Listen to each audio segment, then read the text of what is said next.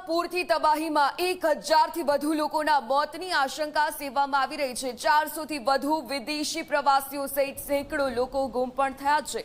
કૈલાશ માનસરોવર યાત્રા ગયેલા 130થી વધુ ભારતીયો પણ ગુમ થયાની માહિતી સામે આવી છે। તો આ સાથે કાઠમંડુ સ્થિત ભારતીય દૂતાવાસે સહાય માટે ઇમરજન્સી હેલ્પલાઇન નંબર પણ જાહેર કર્યા છે। नेपाળી सेना हेलिकॉप्टर और ड्रोन की मदद થી રેસ્ક્યુ ઓપરેશન કરી રહી છે। પૂરના કારણે नेपाળના હાઇડ્રો પાવર પ્રોજેક્ટ પણ તણાઈ ગયા। नेपाળ તિબેટ સરહદ પર અચાનક આવેલા આ પૂરના કારણે 160 લોકોના મોત પણ નિપજ્યા છે। नेपाળમાં 157 અને તિબેટમાં 3 લોકોએ પોતાનો જીવ ગુમાવ્યો છે, જ્યારે 1000થી વધુ લોકો હજુ પણ ગુમ છે। જો કે આ પૂરની સ્થિતિના કારણે 19 જેટલા પુલ હોય કે લગભગ 40 કિલોમીટર જેટલા રસ્તાઓ, આ સાથે હાઇડ્રો પાવરના પ્રોજેક્ટ્સ 13 એવા પ્રોજેક્ટ્સ છે તે પણ તબાહ થઈ ચૂક્યા છે। આ પૂરનું પાણી લગભગ 30 ફૂટ ઉપર સુધી આવી ગયું અને આ તેજ પ્રવાહમાં ઘર હોય કે પછી ગાડી, સરકારી માળખા પણ અનેકવિધ રીતે તણાઈ ગયા। શરૂઆતમાં એવું માનવામાં આવતું હતું કે પૂર પહેલા ભૂકંપ આવ્યો હતો, પરંતુ અમેરિકી જીઓલોજિકલ સર્વે અનુસાર ચીન તરફ લહેંદી નદીમાં પહાડનો મોટો હિસ્સો ખસીને નીચે પડ્યો અને नेपाળમાં આવેલા પૂર બાદ 133થી વધુ ભારતીયો ગુમ થયા હોવાની પણ માહિતી છે। તેમાં કૈલાશ સરોવર હોય, આ યાત્રા પર ગયેલા આ તમામ યાત્રાળુઓ પણ સામેલ હતા। नेपाળના ઘણા વિસ્તારમાં પૂરને કારણે સંપર્ક પણ તૂટી ગયો અને જેના કારણે અસરગ્રસ્ત ભારતીયોની સાચી માહિતી એકત્રિત કરવામાં પણ હવે મુશ્કેલી પડી રહી છે।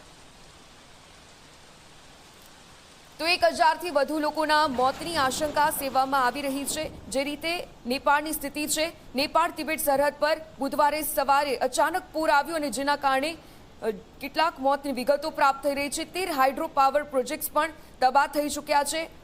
જોકે આ ભૂસ્ખલનના કારણે 5.2ની તીવ્રતાનો ભૂકંપનો આંચકો પણ અનુભવાયો। ત્યારબાદ લહેંદી નદીમાંથી પાણી અને કાટમાળનો પ્રવાહ બોટી, કોશી અને ત્રિશુલી નદીઓમાં પહોંચ્યો અને જેના કારણે પૂર પણ આવ્યું। જોકે પ્રવાહ એટલો તેજ હતો કે લોકોને આ કાટમાળને લગભગ 150 કિલોમીટર દૂર ચિતવન સુધી વહાવી ગયો, જ્યાં અત્યાર સુધીમાં ઘણા મૃતદેહ પણ મળી આવ્યા છે। જોકે રાહત કર્મીઓ ખરાબ હવામાન અને તૂટેલા રસ્તાઓ વચ્ચે કાટમાળમાં દટાયેલા લોકોની શોધખોળ પણ કરી રહ્યા છે।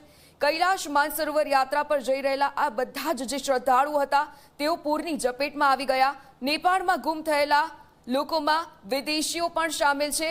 नेपाળના ત્યાંના સ્થાનિક લોકો, આ સાથે ભારતીયો અને NRI લોકો પણ અત્યાર સુધી ગુમ થઈ ચૂક્યા છે। તો नेपाળની જે રીતે સ્થિતિ છે, રસુઆમાં એક હાઇડ્રો પાવર પ્રોજેક્ટ પણ તણાઈ ગયો છે। પૂરના કારણે રસ્તાઓ અને પુલ પણ તણાઈ ગયા। જો કે પૂરથી પ્રભાવિત વિસ્તારમાં લોકોને બચાવવા માટે રાહત અને કામગીરી કરવામાં આવી રહી છે। હેલ્પલાઇન નંબરની જાહેરાત કરવામાં આવી છે। તો 1000થી વધુ લોકોના મોતની આશંકા સેવવામાં આવી રહી છે। नेपाળ સરકારે 30 જેટલા હેલિકોપ્ટર તૈનાત કર્યા। ત્રિભુવન આંતરરાષ્ટ્રીય હવાઈ મથકના રેસ્ક્યુ કોર્ડિનેશન સેન્ટર પર સવારથી જ આ તૈયારીઓ શરૂ કરી દેવામાં આવી। વધારાના બચાવ માટે હેલિકોપ્ટર સ્ટેન્ડ બાય રાખવામાં આવ્યા છે। જોકે આસપાસના વિસ્તારોમાં હેલિકોપ્ટરને મોકલી દેવામાં આવ્યા। ખરાબ હવામાન અને મુશ્કેલ રસ્તાઓને કારણે જ્યાં રસ્તા પર પહોંચવું શક્ય નથી ત્યાં હેલિકોપ્ટર દ્વારા બચાવની કામગીરી કરવામાં આવી રહી છે। તો જ્યાંથી વિનાશ શરૂ થયો ત્યાં ચીની હેલિકોપ્ટર પહોંચ્યું છે। ચીનનું હેલિકોપ્ટર તે જગ્યાએ છે કે જ્યાં ગ્લેશિયર તૂટ્યા પછી ભારે માત્રામાં પાણી નીચે આવ્યું હતું। આ જ પાણીએ नेपाળમાં મોટી તબાહી મચાવી છે।